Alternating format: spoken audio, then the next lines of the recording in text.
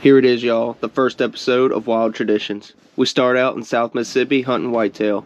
We then head south to Louisiana and hop in the boat, not to fish but to access public land for deer, squirrels, and rabbit. We finish up with a Cajun-inspired wild game dish. Let's get it.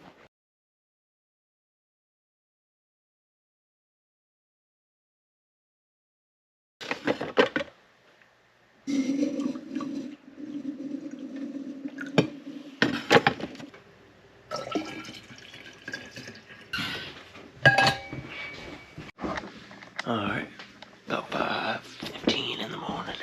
First chance to go hunting this week. About 45 degrees this morning. So yeah, let's get it. What better place to start this show than where I spend most of my time outdoors, southern Mississippi. Hunting season out here consists of filling the freezer and hoping to see a donkey, my term for a mature buck.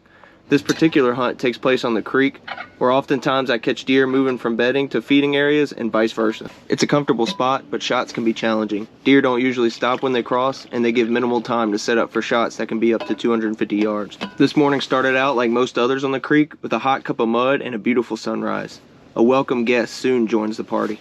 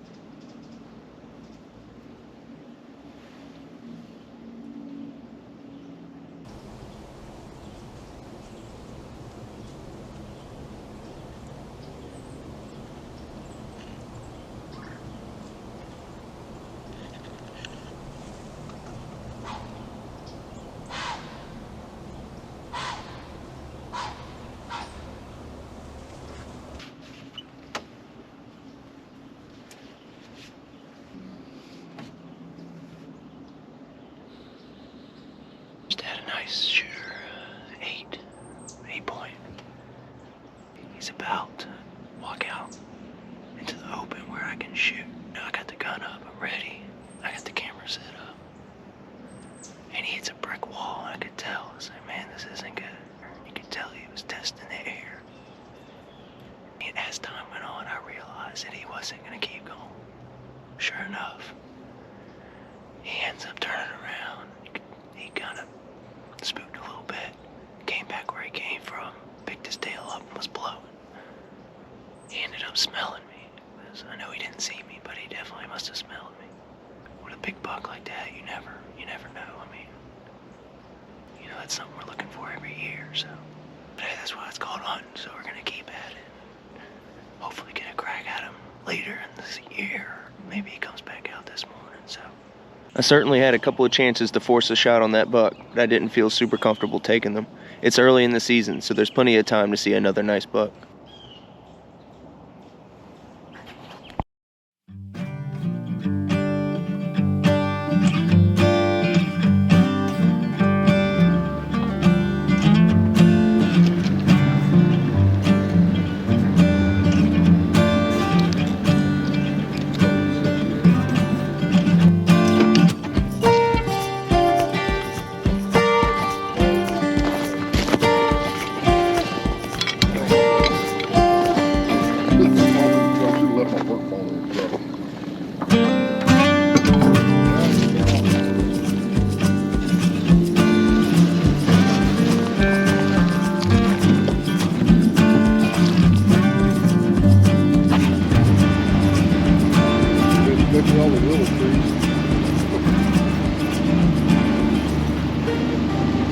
Despite the run-in with the buck, we head down to Louisiana to access the Pearl River WMA by boat.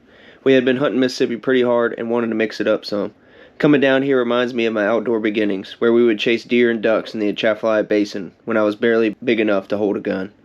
Places like this are special and allow a person to enjoy something that has been wild for hundreds of years. The boat ride allows for some light refreshments as we game plan for the day.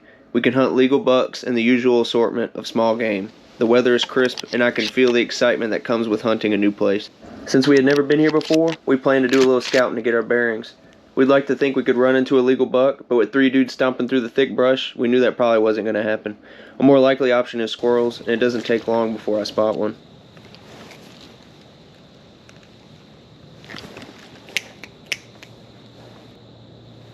I saw a squirrel.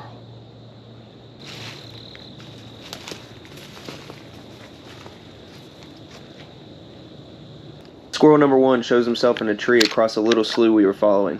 I don't get the shot on camera, but it's a promising start to the hunt.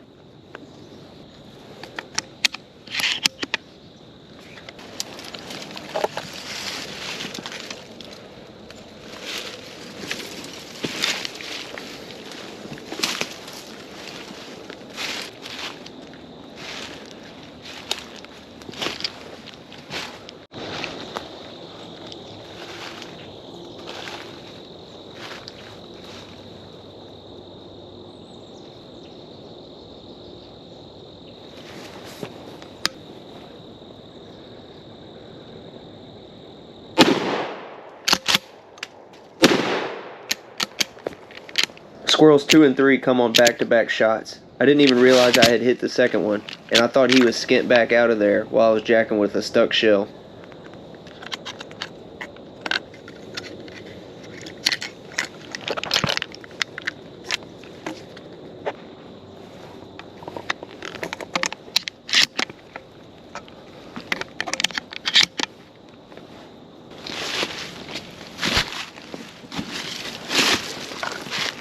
Of course, at this point, I've had to cross this slough 3 times as each squirrel has been on opposite sides. I'm not complaining though, as we are quickly filling up the vest.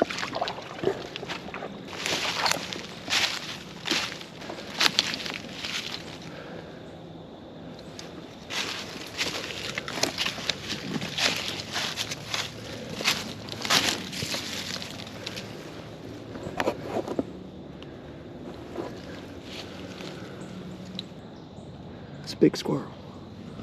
That's one of the biggest squirrels I've ever shot. While we may not get a donkey this morning in terms of a deer, the last squirrel I shot was absolutely massive. We continued down the slough as it gets shallower to the point of eventually drying up.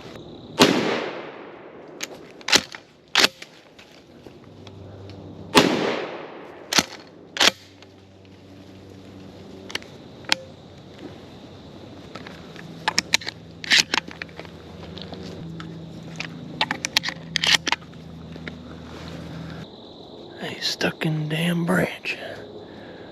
See if we can shake him down.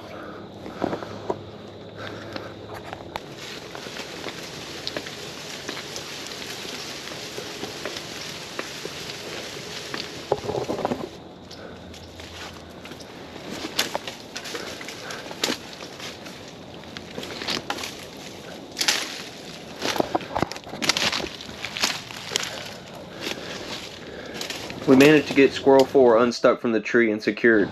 A surprise buck rub also reinstalls confidence that we may run into a bigger prize. But for the meantime, we head back to the boat and tally the morning kill. Is your head too big, you think? Well, it's comfortable for me, is what I'm saying.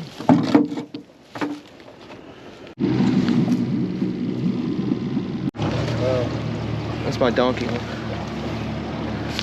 A big old male. Mix? Yeah, it's a mix. It's a female, but it's a gray and a. I don't think they got many fox squirrels around here. I didn't see one. Good job with the 4. Thank you. Saw a big old buck track. He found a rub and a scrape. Look at that. I found a scrape. I found some shit walking out. There's a buck. We hop back into the boat and head towards the landing. We managed to kill 7 squirrels, which is a solid start to the weekend after only hunting for a few hours. We clean them and get ready to hunt the next day. We bailed on the deer pretty quick on the first day out here, but on our last day we give them a longer look. I want to get a donkey just like anyone else. However, I also know I cannot wish a deer into existence. Given enough time and effort, I'm sure I'd eventually run into one out here, but we are on a quick weekend trip, so I know I'll have more luck chasing squirrels. So after a sneak back through a cypress flat, I once again put my sights up into the trees.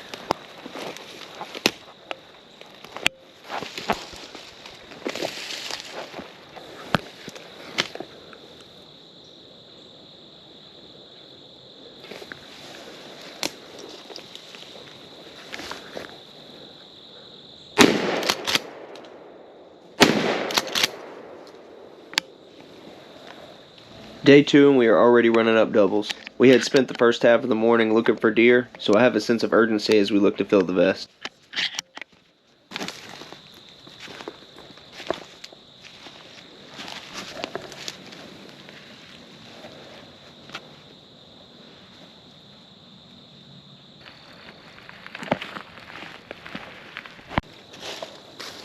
This next squirrel ends up popping up within 5 yards. By the time I get the gun up, he is out of sight around the tree.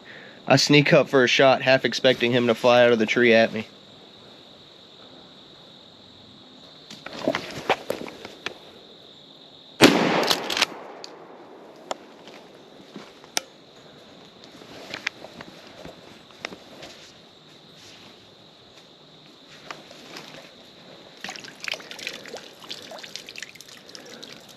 Squirrel 3 shows himself again and we take him out. Not long after, we find ourselves in the thick of it again.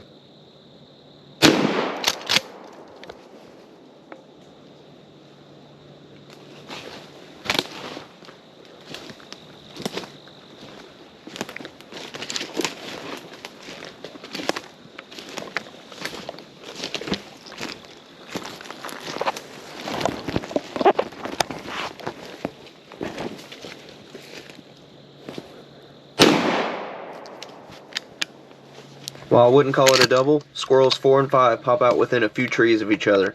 It's been less than an hour since we stopped deer hunting, and we have already surpassed our total from the day before.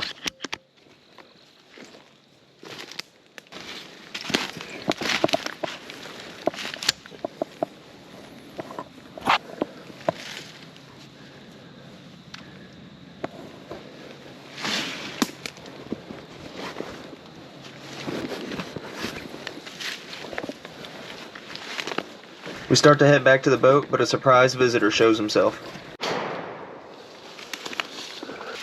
There you go. Old swamp rabbit. Oh yeah. Whole damn somewhere with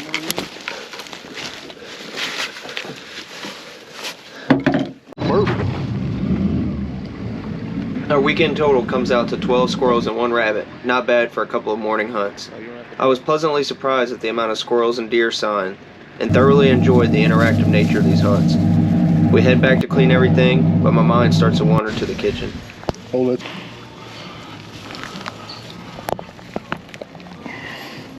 This is my first time trying out a homemade roux. Part of my idea behind this channel is to mix southern cooking and wild game, and what better way to really do that than with a squirrel stew. So I start out with a cup or 2 of oil. Then I add flour until the consistency is thick without any free oil, but not too thick as to not be able to stir it fairly easily.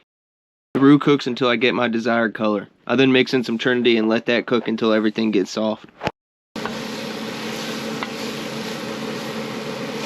Before the squirrel can go in the pot, I cut each whole one into thirds. This produces a set of front and back legs and a middle backbone section. The meat then gets coated with a seasonal, making sure to get all sides in pieces. I tried to brown the squirrel in the pot with my vegetable and roux mixture. However, due to pot size limitations, I did not feel like I was getting the crispy squirrel effect that I was really looking for. I continued to stir everything and eventually realized that I'm going to have to call an audible. I add water to ensure the vegetables did not brown any longer. I then take each piece of squirrel out and brown it in a separate skillet. Since it had already been mixed with some roux and vegetables, the pieces ended up browning real nice.